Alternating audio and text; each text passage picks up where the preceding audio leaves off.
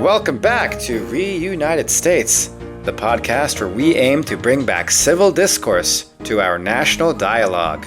From Los Angeles, California, my name is Tyler Ehrig. And from snowy Manchester, New Hampshire, my name is Jesse Saywell. And what do we got on the menu today, Jesse?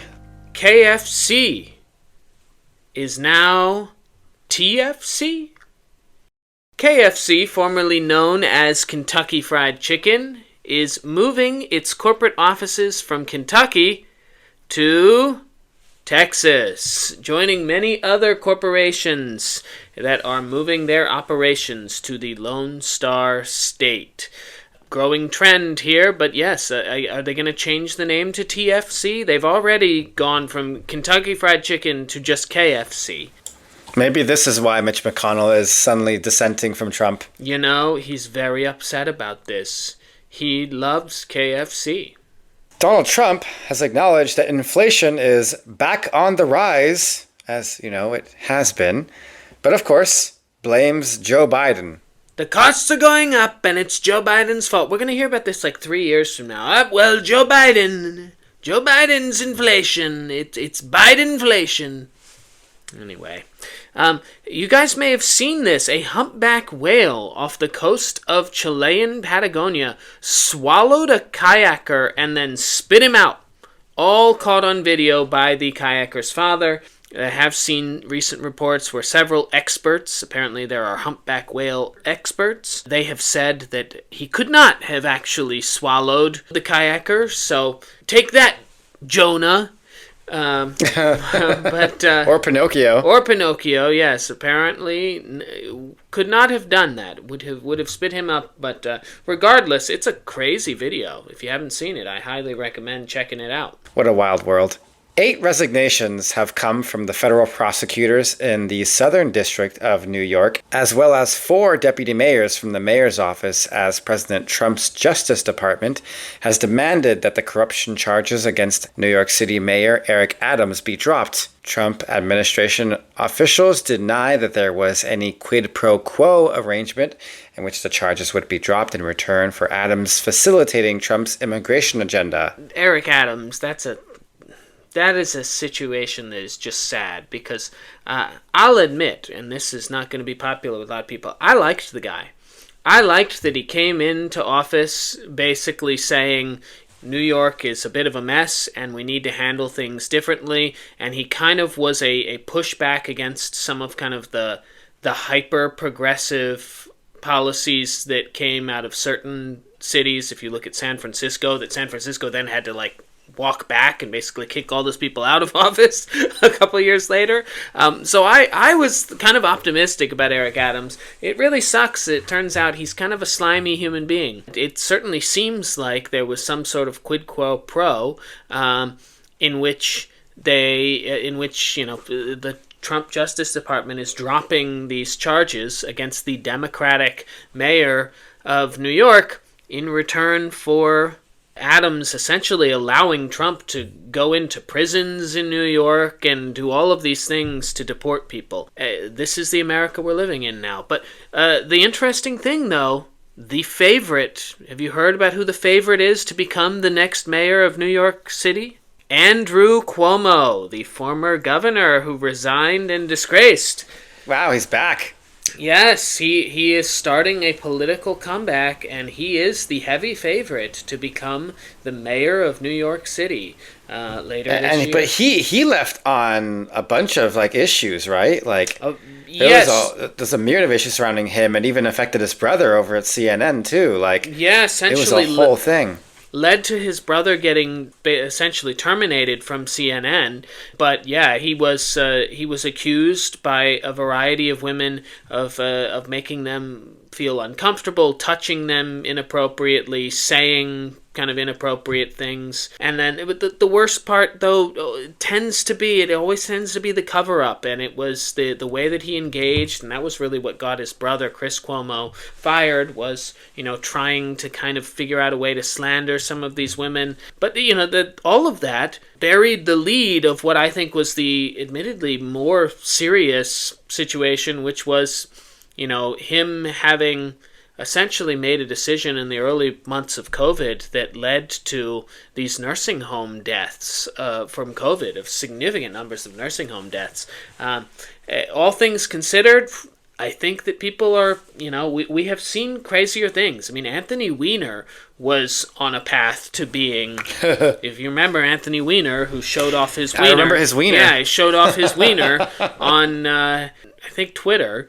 But, Anthony Weiner was on his path. He was the favorite to be elected mayor of New York City after he'd resigned from Congress and all of that, until, of course, it came out that he was still showing off his wiener to other people. So, TBD here with Andrew Cuomo on whether he can keep his inappropriate and dated and sexist comments to himself over the next 6 months or so. Oh yes, in another bizarre news story here, police in Munich is in Germany, in case you are unaware, but police in Munich are investigating a mystery. More than 1,000 stickers were put on gravestones and wooden crosses at 3 cemeteries in the city, without any indication of where they came from or why. The stickers are printed with a QR code that, when scanned, shows the name of the person buried in the grave and its location in the cemetery, but nothing else. Very mysterious. Why? We have no idea. And honestly, like, if the QR code, if you're there at the grave and you can scan the QR code, then you know the location and the name. It's already on the gravestone. So I don't understand this at all. It's honestly incredible. If somebody did this as a prank, I think it's hilarious. And it must have taken years to have compiled all of that information. Yeah, also, like, the most, like, harmless prank ever. Because if anything, it's like, it makes it, I guess, a little bit convenient for maybe, like, some of the more weathered graves. But even then, again, if you're there, you already know who's there. That's so weird. Thank you, Germans. They'll never know. MAGA flips out over the most recent SNL skit over the weekend that featured Tom Hanks as a very stereotyped racist Trump supporter. If you haven't seen it, it is admittedly pretty funny. Go check it out if you haven't. Ironic, considering that MAGA media, especially MAGA comedic media, is oftentimes just as aggressively mean, if not much worse, when talking about the progressive movement in the U.S. But a silly thing from people who like to call us snowflakes to be freaking out over an actor's interpretation of, a Trump supporter. Yeah, you've hit the nail on the head there with the snowflake thing. I mean, we get called snowflakes for being on the left, but the reality is, the right flips out about the most trivial of things, and they've always been snowflakes about all sorts of things that offend them in society. So, in other news, rapper A$AP Rocky is acquitted after a not guilty verdict is reached in the case where he was accused of 2 felony counts of assault with a semi-automatic firearm, in which he allegedly shot at his former friend A$AP Rocky. I saw that he's with Rihanna. I didn't know that, actually. That's my pop culture blind spot, clearly. Either way, I saw that she was there. She seemed very happy about it.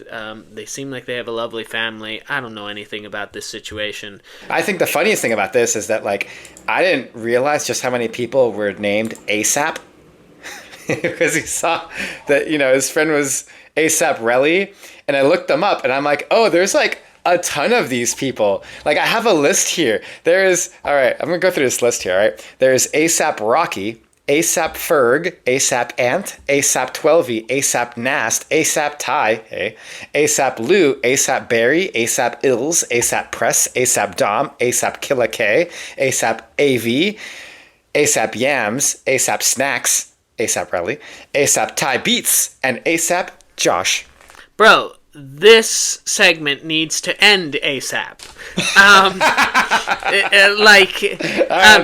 Unless we're going to get into ASAP's fables, which I'm all into, ASAP done. What else we got for news? All right. Trump calls Ukrainian President Vladimir Zelensky a dictator in his recent statements from Mar-a-Lago for not conducting elections after his term was expired. His term has expired, I believe, in like 2023, if I'm not mistaken. And because, of course, they're in a war right now, they were putting a halt on the election process, as you know, typically would when you're being invaded. And Trump also tells Ukraine that if they didn't want war, and I quote, they shouldn't have started it, end quote. Again, adopting what Putin has been saying about the Ukraine for now years. He's been saying the same exact thing. He's using it as justification for the invasion of the Ukraine. And, of course, Trump meets with Putin once, and all of a sudden, Trump believes every word out of his mouth.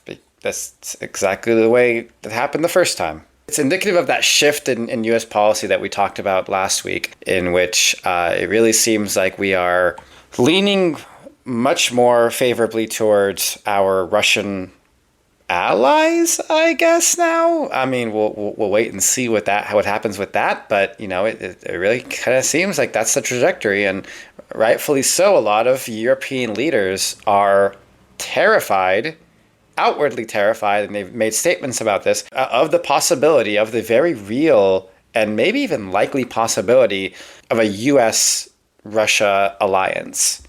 We'll have to wait and see what happens with that, but it's a shift unlike anything we've ever seen since World War II. Yeah, you know, just a bizarre feeling. Have we ever seen a country this large change an entire perspective on, which was a bipartisan perspective in opposition to Russia, in such a short period of time? It's honestly staggering.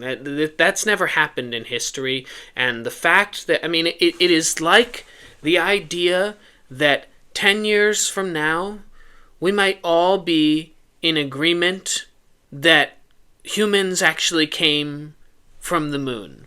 Like, that's how ridiculous it is. Like, it is that drastic of a shift to have a country that was the leading opponent of Russia for the better part of a century, took down the Soviet Union, won the Cold War, and now seems like, maybe we shouldn't have done all that. Maybe we should have just joined them back then. You know, like, it's just crazy. It's absolutely nuts. I also want to note that Trump said that Zelensky's approval ratings were at 4%. I'm not sure where he got that number from, probably Putin. Zelensky's approval ratings are at about 50% in his country. They are significantly lower in the United States. When we talk about the approval rating and the faith in Zelensky, the number has dropped. I mean, he was up well over 70% when the war started. He's now down in the low 40s in the United States. So there has been a precipitous drop that has mirrored the U.S. population, or the U.S. citizens, having less and less faith in Ukraine and less support for the war itself. It's been a rather remarkable shift of public opinion, but if you look at the polling now, it's pretty consistent that most Americans do not support continuing to fund Ukraine in this war against Russia. I disagree.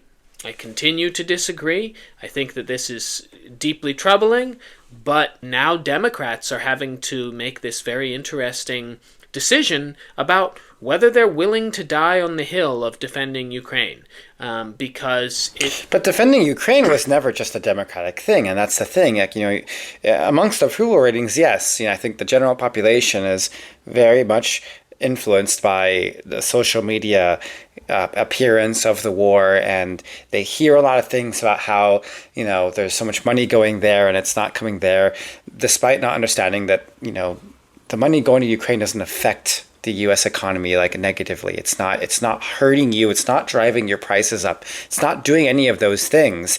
It is separately appropriated and literally keeping an aggressor at bay.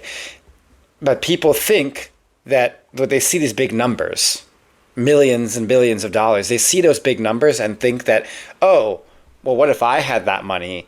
Then our life wouldn't suck so much when you look at the economy, not realizing that money is such a small drop in the bucket that it wouldn't really, even if all that money was appropriated to some sort of economic boost to the United States, it wouldn't really change anything much for them. But they think it will, because again, you look at those numbers, and we being so small as an individual, you look at a number like $1 billion, and it seems like a lot, and it seems like it would make this big effort when really it won't.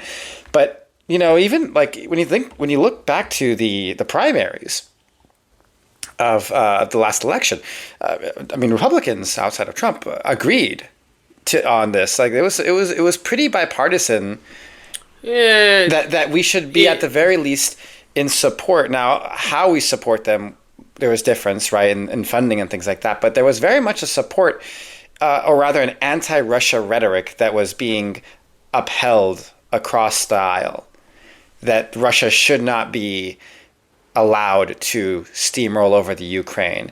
I remember specifically Mike Pence having very strong opinions on that, which I saluted him a lot for. I don't know if I entirely agree, actually, with that, because if you look at some of the leading contenders that were challenging Trump, Ron DeSantis was made very clear that he did not support funding Ukraine when he was running for president. Same thing with Vivek Ramaswamy, who's now running for Ohio governor. There was always a significant component, even from the very beginning, of the Republican Party that was skeptical about sending money over to support this. They only grew the more, to your point, as it became more and more apparent that Trump was going to be the nominee. The party has largely shifted that way. They're not entirely there. I would still think that there's a majority in the United States Senate that supports, Ukraine fighting against Russia.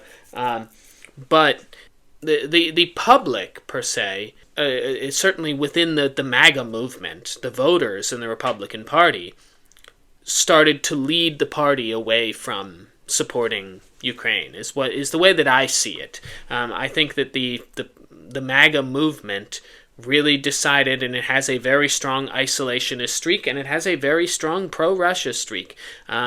And what you've seen is it has just kind of peeled people away, and the longer the war goes on, the better it is for Putin. In the beginning, it was the longer it goes on, the worse it'll be for Putin. That hasn't been true. We did everything that we could, we being the West, to cripple Russia's economy throughout this war. It has not made much of a difference, and you know why? Because China was there to save him.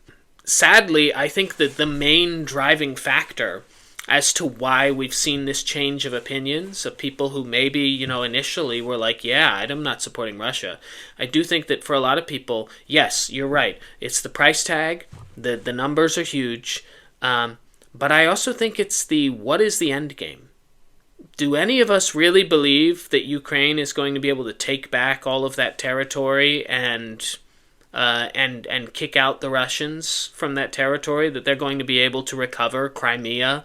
That they're going to be able to recover all of the Donbass region? They tried several offensives that did not work, and so I think there's a lot of people, and again, I don't agree with this perspective. There's a lot of people who say, this is just sinking costs into something that cannot get completed, that it's not going to get any better. The concern, obviously, being that if we create peace with Russia, what is to stop them from doing this again? If we don't make Ukraine part of NATO, if we don't agree to put U.S. forces around the border to ensure that the border doesn't change anymore, which was the initial thought was, okay, once we have peace, we'll be willing to put forces along with European forces along the border to ensure that that Russia doesn't do this again. That's not going to happen now. And so there may be a very, very short period of peace in which Russia recuperates and then attacks again in another year, 2 years. Because there's no reason for them not to, especially if they don't think the U.S. will come to the aid of Ukraine. Right. Again, you're totally spot on that. And again, this is what Putin wants. This is what Putin has always wanted since he started his political career in 1999. He wants Russia to return back to its period of strength. And to go into just a very small bit of history here with Russia, the thing you have to understand about Putin is where he grew up and how he grew up. Because Putin was born in 1952 in Leningrad. He grew up in quite literally the golden era of the USSR, of the Soviet Union, the post-World War II. This was, for all intents and purposes, the peak of the USSR economy and land. They're massive. And by the time he entered power, right, after he was in the KGB, as most people know about his history, when Boris Yeltsin appointed him as a successor, you have to understand Russia was in probably like the worst state. It couldn't have been more opposite from when he grew up. This is after the dissolution of the USSR. Again, like you mentioned earlier, this is after the US, for lack of better words, defeated the USSR in the Cold War and, allowed it to be reformed into what is now present-day Russia. It lost a lot of its land that, again, we're going to get into that as part of what Putin is vying for right now. And Putin came into power with one goal, and that is to return Russia to strength. And he did that. He restarted a war with Chechnya that Russia had lost a year prior to him taking political control. Restarted the war with Chechnya, then won the war with Chechnya. Since then, has been able to build the Russian economy, and to his credit, successfully built back the Russian economy. I mean, he did this pretty much himself, and you should give him credit at the very least for that. But now, the thing to understand is that he still has this idea that the best Russia was when he was growing up, which was the USSR at its peak. And now the thing that's keeping him from doing that is the land, right? It's the land that was lost when the USSR was dissolved. And that land includes Estonia, Latvia, Lithuania, Belarus, Ukraine, Moldova, Georgia, Armenia, Azerbaijan, Turkmenistan, Uzbekistan, Kazakhstan, Kyrgyzstan, and Tajikistan. All the stans. All lands. All the stans. All the stands. They were all a part of the USSR, and all these lands I just mentioned became independent nations after the dissolution of the USSR. And of course, Ukraine is like right now what he's looking at most. He wants to reclaim it. When he invaded a handful of years ago, he released an article entitled "On the Historical Unity of Russians." And this is basically his justification for why he invaded. And in that, which you should read if you're interested in world politics. It's very interesting. It's kind of one of those things where it gives you the greatest peek into the mind of this man. He talks a lot about how, and again, this is going to sound like a justification for reunity because that's what it is. He talks about how the Ukrainians and the Russians were the same people. They came from the same place. They share the same blood, the same culture, the same language, all these things. And because of that, they should be one people. Again, reunification is the theme of this justification article that he released. Again, after he invaded to take it back. What you might find to be a strange parallel to news that we talked about last week is that the one thing that he blames for what is now the fractured Russia, which is, the independent nations of Ukraine and all the other nations I just talked about, is anti-Russian forces in the West, in Europe, and in these countries that have twisted the minds of the people there to be anti-Russia, to believe that Russia is somehow the enemy, villainizing these mysterious, forces within the West that has sowed this dissent against Russia. And he says they are the enemy. It's your leaders. Your leaders are the enemy. We have to get rid of them because all they believe in is anti-Russian sentiment. And if we get rid of them, then we'll have peace. Leaving at the part where, he's going to install his own puppets in there because, again, he says outwardly, he's like, we need people who are going to be pro-Russia, pro-peace, pro-whatever language he wants to use, because that's his justification, his self-justification for what he's doing. And again, it sounds kind of familiar, right? We talked about J.D. Vance's speech in Munich in the last episode of the pod, in which he told the far-right German party that the enemy is not Russia, the enemy is not China, the enemy is these mysterious forces that aim to silence you, these mysterious ethereal concepts of censorship, of keeping you down. That's the enemy. The enemy is progressive attitudes. It's the same thing. It's quite literally the same justification. It's going to be interesting to see how that plays out. Jesse, I do have a few things for you here.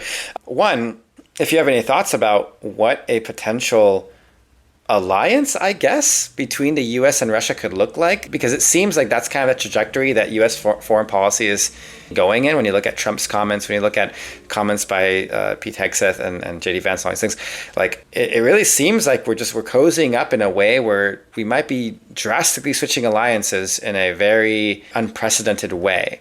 But also internally, are we seeing any shift internally? Because notably, there is one guy within Congress who has been pretty opposed to stuff Trump has been doing. And this man, of course, is Mitch McConnell. In 2024, Mitch McConnell had an interview in which he stated that the deal for Ukrainian aid, he said, is one of the best deals he's ever done in his life. He was very proud of that. And now we have a Mitch McConnell who is very old and seemingly doesn't care anymore, because he's opposing all of the nominations. I don't know what's going on with him, but maybe you can speak more to this, is that he's really turning over a different leaf. And curious to see, what does that mean for maybe other congressional Republicans? Yeah, so the two questions that you ask are kind of interrelated. This idea of an alliance with Russia would be dependent upon the U.S. being able to maintain a specific type of regime policy towards Russia consistently, that essentially would require a one-party rule for an extended period of time. You would have to see the end of our democracy as we know it. Because if you think about Russia and the way that relations work with Russia, they stay the same largely over a period of time, and they have for a very long period of time, because Russia's government doesn't change. Putin stepped aside because he was term limited. He put a puppet in charge. Then they changed the laws so that he could come back and serve again for a longer period of time, which is certainly what Trump wants to do. Again, the idea of Trump serving beyond this term is very, very difficult to imagine from a constitutional perspective. It's just, that is not going to happen. That aspect. He's also old. He's super old. But, I have had open concerns about the idea of democracy potentially faltering. And if it holds on, it will hold on by a thread. And that's where the question about Mitch McConnell really comes into play. Because I talked to you all, if you listened in the aftermath of the election, about how democracy would potentially die in America. And it's not, some sort of, Trump is going to run forever and become king sort of thing. That's not the way that democracy would die. The way it would happen is there would be a bill that was passed through with a majority vote in the House of Representatives. It would need to, essentially change the laws so that state legislatures could overturn decisions that they disagree with, either about the presidency, the Senate, House races, whatever they wanted. These state legislatures, which do tend to be heavily conservative in most of the battleground states, could potentially overturn that. Now, for that bill to pass, it would need to go to the Senate. It would need to pass the Senate with 60 votes to overcome a filibuster, and then it would need to go to the presidency. The thing that is stopping it right now, the thing that is preventing that from happening, is the filibuster. The thing that myself, I will openly admit, I hate the filibuster. I don't think that it is an effective tool anymore. I think it has prevented the Democrats from being able to enact some legislation. But right now, it is the kind of only check in preventing Trump from being able to pass whatever he wants. And one of the biggest proponents of the filibuster in the Senate is Mitch McConnell. Now, the concern is to get rid of the filibuster. In a floor vote on the Senate, you need 50 votes. You would need 50 votes plus one to change the rules and get rid of the filibuster. Democrats didn't have the 50 votes before because they had defections in their own party, because we lost certain races when we had control of the Senate. Republicans have 53 votes. Now, you can rest assured that Susan Collins would not vote for it and Lisa Murkowski would not vote for it. So that's 51, including McConnell. McConnell would almost certainly not vote for it. That puts it at 50. That's still enough with J.D. Vance casting the tie-breaking vote to abolish the filibuster. But here's the key. To get it to a floor vote, it has to get out of a certain committee. It is called the Senate Rules Committee. And the chair of that committee is Mitch McConnell. Mitch McConnell chairs that committee, and as such, if he sided with Democrats, the committees are established with one more person from the leading party, which would be the Republicans, in that committee than the Democrats. And so, you just have to pass on a party line vote out of those committees. But if Mitch McConnell decides that he's going to side with Democrats, which he has openly said he does not want to get rid of the filibuster, there is no path for the filibuster to get to a floor vote on the floor of the United States Senate. This should give you all, I hope, some semblance of optimism. And I know that I'm just talking through like all these Senate rules and whatnot, but I'm trying to give you guys a sense of kind of how the Senate works and why Mitch McConnell's opposition and now willingness to buck Trump. He has now voted against 3 of Trump's most controversial nominees. That would be Pete Hegseth, that would be Robert F. Kennedy Jr., as well as Tulsi Gabbard. He voted against 3 of them. No other Republican senator has voted against 3. Susan Collins didn't. Lisa Murkowski didn't vote against all 3 of them. Mitch McConnell is freed. He is no longer the leader of the Republican caucus. He no longer has to think per se about what is best for the Republican Party and in the same way that he has in the past. And he's able to vote his conscience. He's almost certainly not going to run for re-election. So he gets to kind of use these last 2 years, his term will be up at the next midterm, to vote his conscience. This should not be a woo, Mitch McConnell, we love Mitch McConnell thing.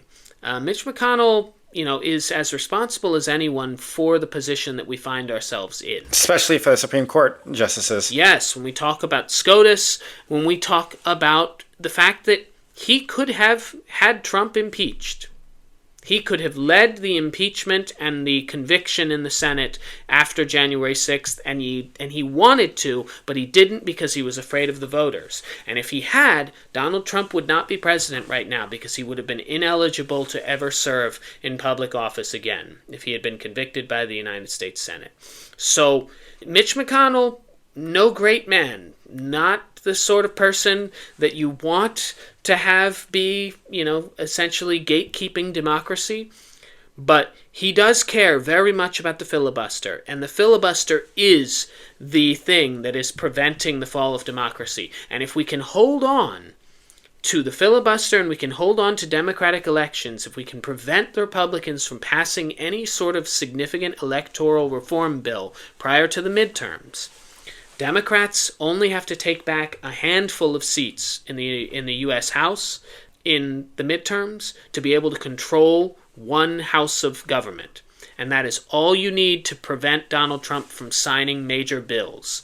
Will that prevent him from acting like a dictator for the duration of his term? No, not necessarily. But it will ensure that we will actually have an election in 2028 that was not tampered with by this kind of authoritative regime.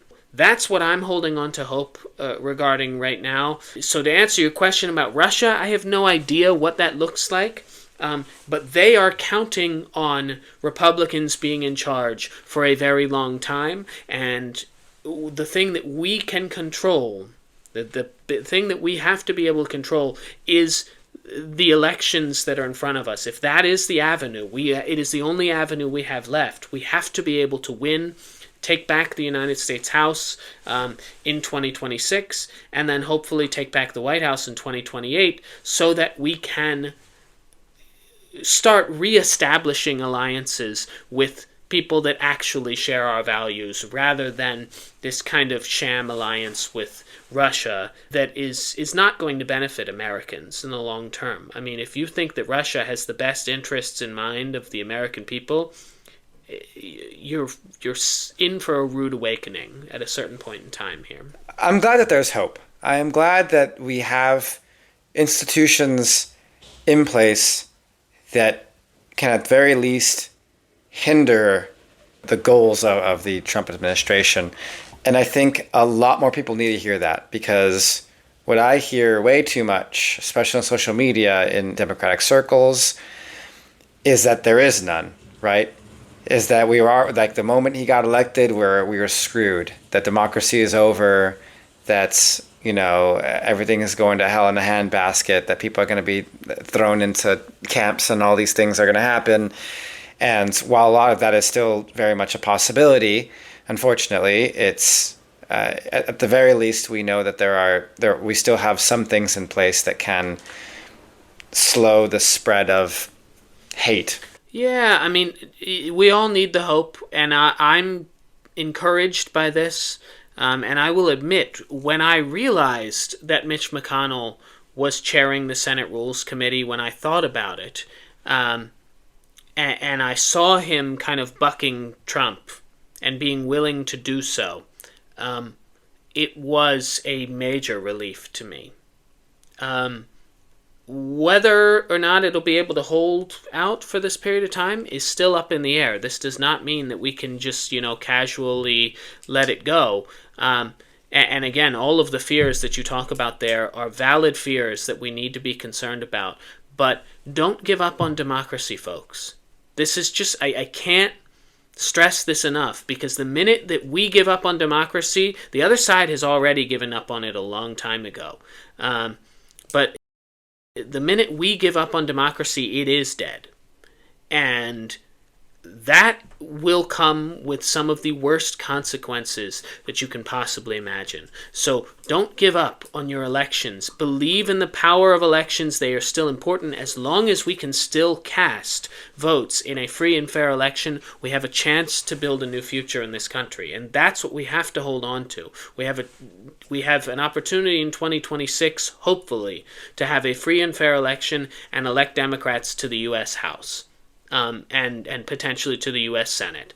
We have to do the hard work between now and then to figure out how to actually win those elections, and that's a discussion for another day, because Lord knows I have skepticism about Democrats' abilities to win elections going forward, and election strategy. But should we move on to things we should all agree on? Yeah, things we probably can maybe always agree on, possibly sometimes. You want to start this week? Sure. My things we should all agree on is a message to young parents like myself. And my message is this: stop hiding behind your past and using it to defend the upbringing of your future. And what I mean by that is, I've spoken to a lot of parents since becoming one myself, and one thing that has surprised me a lot is just how many parents kind of fall back on parenting styles that are effectively an imitation of the way they were parented. This is most prevalent when you talk about things like discipline, corporal punishment, stuff like that. But it goes beyond that as well. To a lot of people our generation, and maybe even a lot of younger parents, this might be like a no-duh moment. Because you might be thinking to yourself, oh yeah, of course I'm going to be better than my parents. Of course I'm not going to slap my kid with a belt buckle like I was slapped with a belt buckle. Like, no duh. But it's surprising a lot of parents that I'm meeting, parents around my generation, that kind of still fall back on that. Maybe not the belt buckle thing, but at the very least, smacking their kid and doing stuff like that, being aggressive with them when they are showing behavior that they don't want. The thing that surprises me most is that the justification that I hear from folks like this, is they'll say things like, well, this is how I was raised, and look at me. I'm great. I'm perfectly normal. So obviously it's fine, right? Using themselves to justify the fact that it doesn't truly really harm someone in the long run, despite people saying that it very much can and does in many cases. When you ask me, that doesn't make it the right thing to do. Like it doesn't mean that you need to carry on a legacy of corporal punishment to newer and newer generations just because you experienced it, but somehow it didn't stop you from being a successful person. This doesn't even end with the argument over corporal punishment, because that's just the easy one to poke at, right? Parents may outright refuse to learn new forms of teaching and science in favor of whatever they learned growing up, thinking that because they were successful having to manually learn math by counting sticks in dirt or using whatever an abacus is, that somehow a calculator or, counting with your hands is somehow lazy and thus not an appropriate way to learn math. And instead, they're trying to teach their kids in 2025 math by counting dirty sticks. Like, it's silly. And I understand where the argument comes from, but you have to understand it's a silly thing. So, parents, my statement to you is trust that technology has improved the overall ability to teach our children the same concepts we learn, but better. Admit that we didn't have it all that great, even if we were lucky enough to grow into stable people. Because the reality is that things like corporal punishment and antiquated teaching methods aren't what made us the smart and successful people we are today. We grew into those people despite them. Things were different back then. I'm not here saying that people were inherently, wrong to have done this, especially in the past when it was a lot more normal to treat certain behaviors that way. But the times are a-changing, and with the change in times comes new ideas, new beliefs, and we have to change with the times. It makes no sense to dwell in the past and maintain centuries-old ways of doing things when everything in front of us says that we have much better ways of achieving the same result. Mm-hmm. So that's all I got for you. No, you touch on something that's so interesting and such a great points all around. I mean, the argument about corporal punishment is pretty self-explanatory to me. If you teach your child that it's okay to hit someone when you don't like their behavior, that's what they're going to do. And just because you didn't end up doing that, of course, doesn't mean that your child, who is a different human being, that it won't impact them in that way. That is, as you said, just one aspect of things. But I would just only throw out, a counterpoint on this, that in many ways, what we have seen is we went from one extreme to another extreme, and we have seen kind of I'm hoping that we are starting to see a shift back to somewhere in the middle of the two. And I'm not talking about corporal punishment per se, but you went from a very, very strict kind of method of parenting that scarred a lot of people for a variety of reasons. And then you saw a dramatic shift in certain parts of the population in which they did basically the opposite, in which, the parents are just the best friends to the kids. And it lacked any sort of discipline. We got into a situation where, kids were in many households and continue to be in many households kind of running the kingdom. And maybe I sound like an old grumpy person, but I feel like as an educator, I have seen it now. I've seen it in the school systems. I've worked for some very, very, kind of progressive school systems with progressive parents. And I've seen kind of the flaws of that as well, the other extreme. there is a middle ground, right? Like there is a middle ground in between those two things, in which, you can be friends with your kid, but also you are, respected by your kid, and your child, does understand that you are in charge of their well-being and that they have to treat you with respect. Yeah, I mean, at the end of the day, that's just a trust thing. I think the parents first off, you make a fantastic point, and I agree with that completely. The gentle parenting extreme of that same trajectory is definitely way too much, in my opinion. But it's interesting you talk about the parents wanting to be the best friend. I think what they really just want at the end of the day is they want their kid to trust them with certain things, because they knew that they never trusted their parents with anything. Secrets, their personal lives. And they probably wanted to share those things with their family, but their parents never, gave them the time of day. So I think that the issue is you just want your kid to trust you, but you're taking it to an extreme of I want to be your best friend. You can trust me. You can tell me anything. Tell me about the person in your life that you have a crush on or whatever. Like silly things like that, where it's dude, come on. It's not something you need to talk to your parents about. Come on now. At the end of the day, I think what I would say to that is just be grateful for the trust that you do get, because it'll come naturally. You don't have to work extra hard to become a best friend just to get your kids' trust. You don't have to do a lot. They will trust you naturally because you are who you are. So long as you are not making decisions like hitting your kid or abusing substances, things like that, you will get that trust. It'll come naturally. Just let it happen. Yeah. Let it happen naturally. You'll be surprised that you can be both a parent but also a trusted confidant.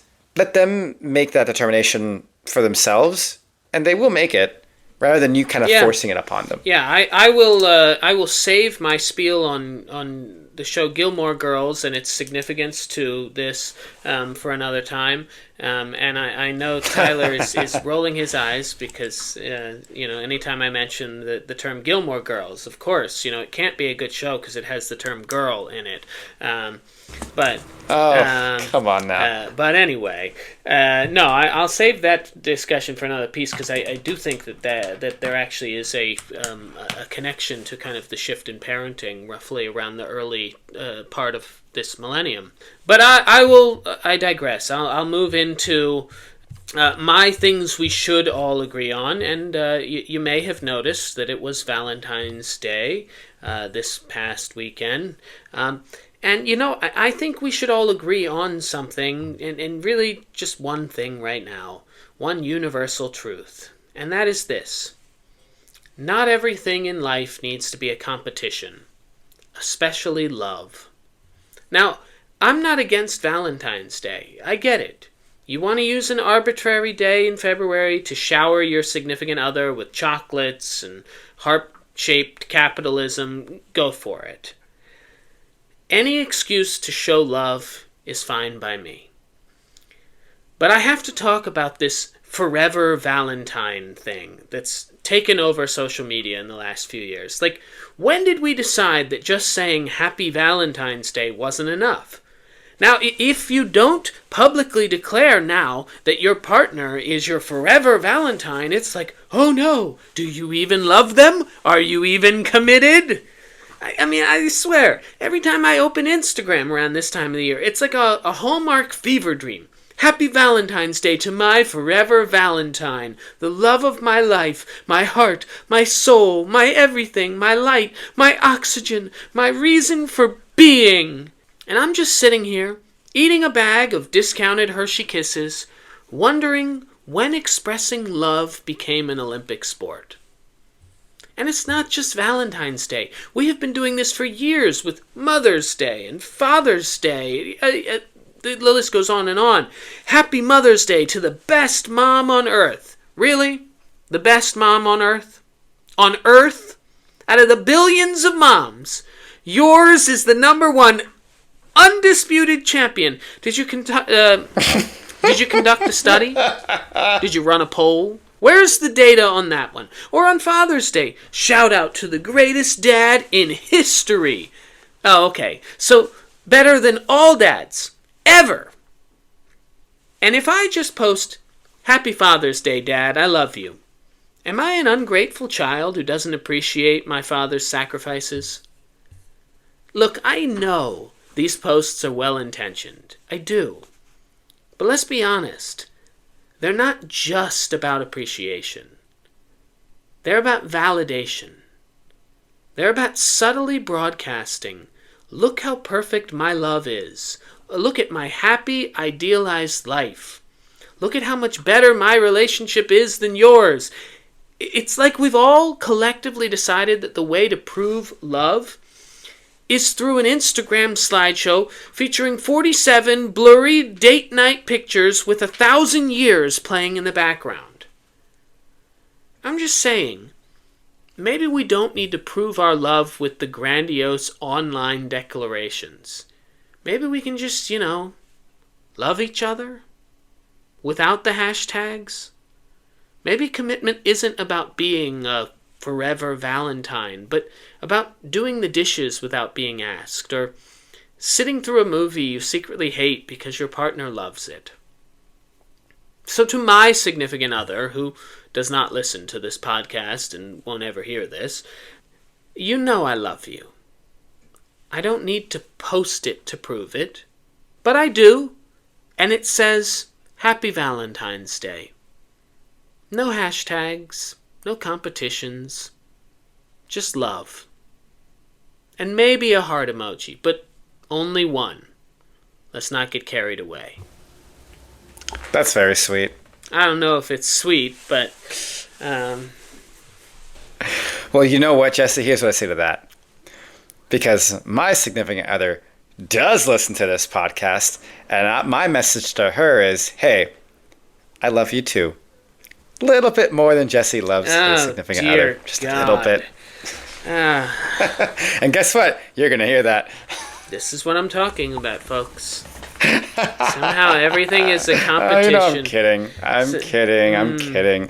No, it's a great point. It's a great point.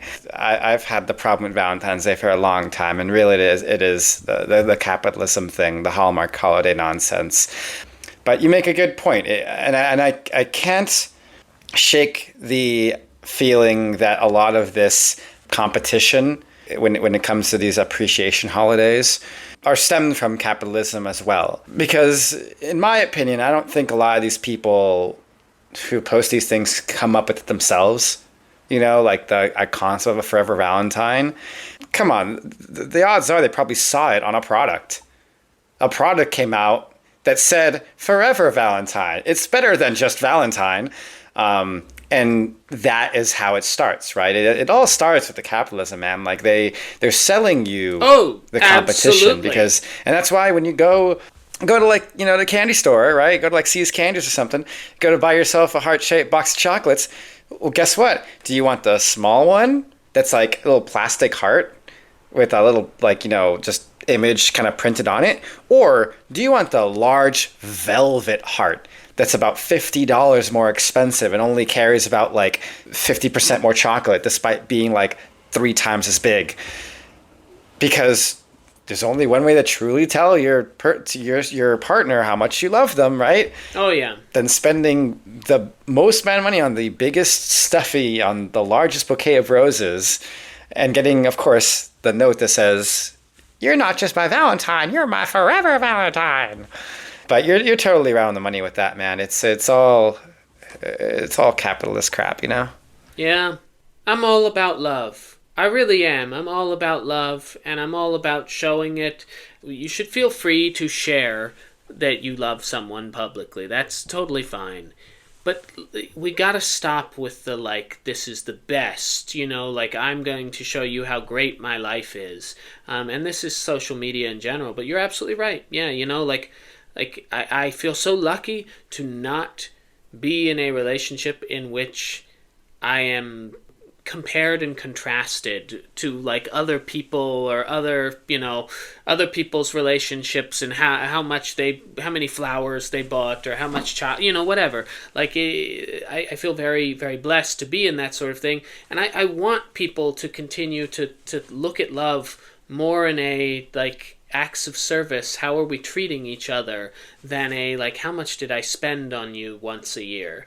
And certainly not how how much flowery language did I put into a post? Did I put enough to, or did my best friend post, a better post about their significant other? Like, that's just silly. Like, we're talking about love. You always have to crop it so it includes the restaurant you went at, so you can also show off how much money you spent. Like, like, you went to Olive Garden? Oh, well, this guy went to Castaway. Or whatever, right? Like... Oh. Well, anyway, that concludes our episode this week. And hopefully you found it insightful. We're going to continue to bring you the news as it comes. We're going to continue to give our analysis. And we are so grateful for our, continually increasing listener base. We're so grateful that we have, this kind of broad reach throughout the country now. Again, love each other, treat each other with respect, and keep being strategic out there. Keep using your brains, trying to fight through the bullshit right now, and don't lose hope. Do not lose hope. So, from Manchester, New Hampshire, my name is Jesse Saywell. And from Los Angeles, California, number one dad, Tyler Eric. And this has been United States. Follow us on Instagram and let us know what you want to hear from us next. Have a great one. Till next week. When the whole world has got you down and there's no one else